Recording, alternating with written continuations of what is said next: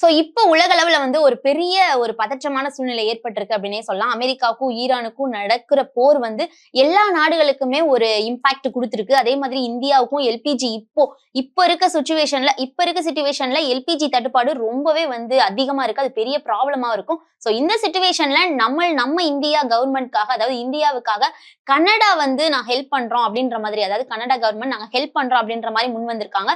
So கனடாவுடைய mark Carney அவர்கள் வந்து ஒரு ட்விட்டர்ல இந்தியாவுக்கு தேவையான கேஸ் சப்ளை வந்து நாங்க குடுக்கறதுக்கு ரெடியா இருக்கோம் அப்படின்ற மாதிரி சொல்றாங்க. அதே மாதிரி எல்என்ஜி தர்றோம் அப்படின்றத சொல்லியிருக்காங்க. சோ எல்பிஜி தட்டுப்பாடு இருக்கிற நிலைமையில எல்என்ஜினா என்ன, சோ எல்என்ஜியோட யூசேஜ் என்ன, சோ இதனால என்ன மாதிரியான பெனிஃபிட்ஸ் இருக்கு அப்படின்றதையும், இந்தியாவுக்கு அவங்க தர்றதுனால இந்தியாவுக்கு என்ன மாதிரியான பெனிஃபிட்ஸ் இருக்கு அப்படின்றதையும் இந்த வீடியோல பார்ப்போம். சோ இத வந்து இந்தியா ஏற்குமா ஏற்காதா, இந்த உதவியை வந்து ஏற்குமா அப்படின்றது வந்து செகண்ட். ஃபர்ஸ்ட் எல்என்ஜினா என்ன அப்படின்னா வந்து எல்என்ஜிக்கும் எல்பிஜிக்குமே வந்து நிறைய கன்ஃபியூஷன் இருக்கு அப்படின்னே சொல்லலாம். சோ எல்பிஜி அப்படின்றது லிக்விட் பெட்ரோலியம் கேஸ். சோ இதுதான் நம்மளோட வீட்டு குக்கிங் சிலிண்டரா வந்து யூஸ் ஆகிட்டு இருக்கு அப்படின்னே சொல்லலாம். சோ இதுவுமே ஒரு ஃபியூல் தான். அதே மாதிரி எல்என்ஜி அப்படின்னா லிக்விட் நேச்சுரல் கேஸ். இது வந்து ஃபுல் அண்ட் ஃபுல் மீத்தேன்ல இருந்து உருவாக்கப்படுது. அதே மாதிரி பவர் பிளான்ஸா இருக்கட்டும், இண்டஸ்ட்ரியா இருக்கட்டும், டிரான்ஸ்போர்ட் செக்டாருக்கா இருக்கட்டும், சோ இதுக்கெல்லாம் வந்து எல்என்ஜி இம்போர்ட் அதிகரிச்சிச்சு அப்படின்னா எனர்ஜி சப்ளை வந்து ஓவராலா வந்து இன்க்ரீஸ் ஆகும் அப்படின்ற மாதிரி சொல்றாங்க. சோ இதனால இன்டைரக்டா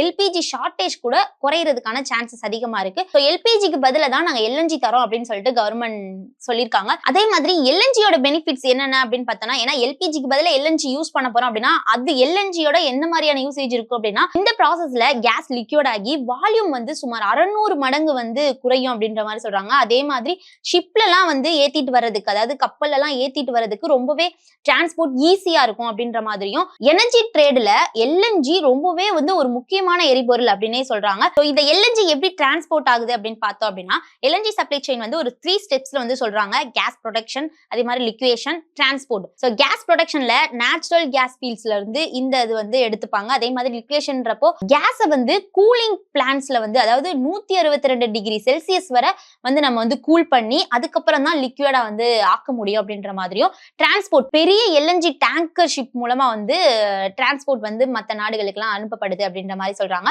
சோ இந்த 3 ஸ்டெப்ஸ் மூலம் தான் வந்து இது டிரான்ஸ்போர்ட் ஆகுது. சோ இந்தியா மாதிரியான நாடுகளுக்கு எந்த மாதிரி டிரான்ஸ்போர்ட் ஆகுது அப்படின்னா, போர்ட்டல்ல எல்என்ஜியை ரிசீவ் பண்ணி அதை வந்து கேஸா கன்வெர்ட் பண்ணிட்டு அதுக்கப்புறம் தான் வந்து இண்டஸ்ட்ரிக்கெல்லாம் வந்து பவர் பிளான்ட்ஸ் வந்து சப்ளை பண்ண போறதா வந்து சொல்றாங்க.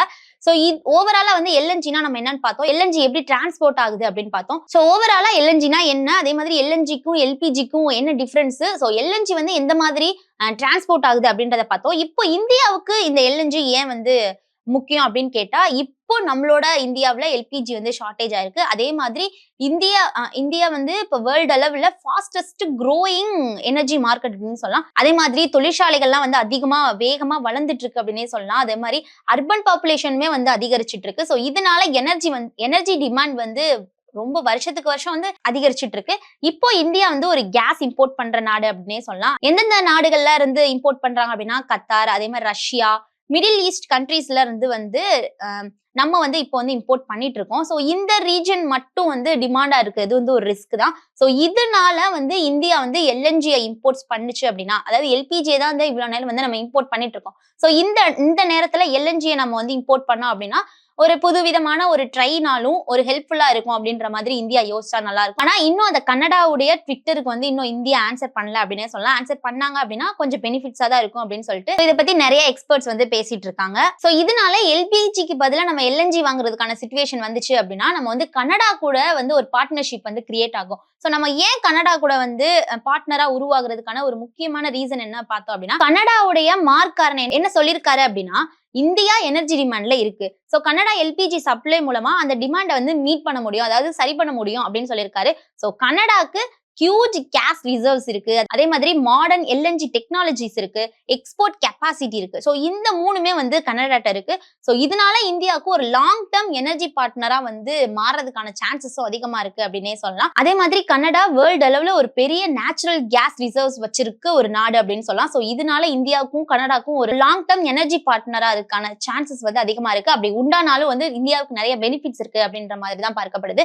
சோ இந்தியாவுக்கு கிடைக்கிற பெனிஃபிட்ஸ் என்னன்னு பார்த்தோம்னா, ஃபர்ஸ்ட் எனர்ஜி செக்யூரிட்டி அதிகரிக்கும். சோ ஒரே ரீஜன்ல நம்ம டிபெண்ட் ஆகாம பல நாடுகள்ல இருந்து சப்ளை வந்துச்சு அப்படின்னா எனர்ஜி செக்யூரிட்டி அதிகரிக்கும் அப்படின்னு சொல்றாங்க. அதே மாதிரி கேஸ் பிரைஸ் ஸ்டேபிலிட்டியா இருக்கும் அப்படின்ற மாதிரியும், குளோபல் கிரைசிஸ் வந்தாலும் இந்த சப்ளைஸ் எல்லாம் வந்து நிக்காம நம்மளோட பிரைசஸ் வந்து கண்ட்ரோல் பண்ற மாதிரி இருக்கும் அப்படின்ற மாதிரியும், கிளீன் எனர்ஜி டிரான்சிஷன், ஏன்னா நம்ம இப்போ யூஸ் பண்ற கேஸை விட இப்ப இந்த நியூட்ரல் கேஸ் வந்து குறைவான பொல்யூஷன் வந்து கம்மியான பொல்யூஷன் தான் இருக்கும். சோ அதே மாதிரி இண்டஸ்ட்ரியல் growthக்குமே இது வந்து ரொம்பவே ஹெல்ப்ஃபுல்லா இருக்கும். எல்என்ஜி, அதாவது கனடால இருந்து எல்என்ஜி வாங்கணும் அப்படின்னா இந்த மாதிரி பெனிஃபிட்ஸ்லாம் வந்து நம்ம இந்தியாவுக்கு இருக்கும் அப்படின்ற மாதிரி சொல்லப்படுது. சோ மொத்தமா நம்ம கனடால இருந்து எல்என்ஜி வாங்கணும் அப்படின்னா சிம்பிள் எனர்ஜி டீல் மட்டும் இருக்காது. சோ இது வந்து இந்தியா எனர்ஜி செக்யூரிட்டியா இருக்கட்டும், குளோபல் எனர்ஜி பாலிடிக்ஸா இருக்கட்டும், ஃபியூச்சர் எக்கனாமிக் growth-ஆ இருக்கட்டும், இது எல்லாமே வந்து ஒரு பெரிய இம்பாக்ட் கொடுக்கக்கூடிய ஒரு டெவலப்மெண்ட் தான். சோ இது எல்லாமே நம்மளோட இந்தியாவுக்கு வரப்ப இந்தியாவுக்கு அஃப்கோர்ஸ் வந்து நல்ல ஒரு பெனிஃபிட்ஸ் இருக்கு அப்படின்னே சொல்லலாம். அடுத்த சில ஆண்டுகள்ல வந்து எல்என்ஜி ட்ரேட் தான் வந்து உலகத்திலேயே எனர்ஜி மார்க்கெட்ல டிஃபைன் செய்யும் அப்படின்னு சொல்லிட்டு பல எக்ஸ்பர்ட் சொல்றாங்க. சோ இதனால இந்தியா எந்த மாதிரி டிசிஷன் எடுக்க போகுது அப்படின்றத நம்ம வந்து பொறுத்து தான் பார்க்கணும். சோ இதனால ஃபியூச்சர்ல இந்தியாவுக்கு ஒரு நல்ல பெனிஃபிட்ஸ் இருக்கு அப்படின்ற மாதிரியும் சொல்றாங்க இந்த எல்என்ஜி யூசேஜ்னால. சோ ஓவராலா இந்தியா வந்து இதை அக்செப்ட் பண்ணா எந்த மாதிரியான பெனிஃபிட்ஸ் எல்லாம் இந்தியாவுக்கு கிடைக்கும் அப்படின்றத மறக்காம கமெண்ட்ஸ் சொல்லுங்க.